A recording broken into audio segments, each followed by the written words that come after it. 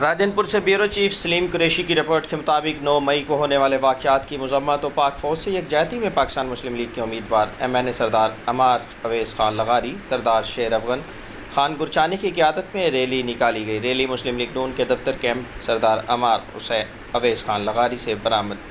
ہو کر ٹریفک چوک جامپور پر اختتام پذیر ہوئی۔ ریلی میں سابق ڈپٹی اسپیکر پنجاب اسمبلی امیدوار MPA سردار شیر علی خان گرچانی کے بھائی سردار شیر افغان نے بھی شرکت کی۔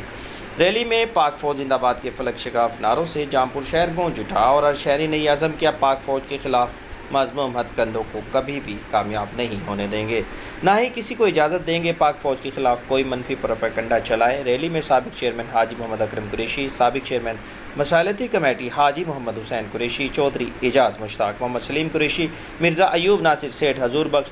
حاجی غلام رسول خان رند، حاجی نور محمد رند، اویس عالم لشاری، محمد سلیم شاہ، سید محمد اکرم شاہ، محمد یونس قریشی، محمد راشد بھٹا، ساجد محبوب قریشی، محمد فاروق قریشی، کیسر قریشی،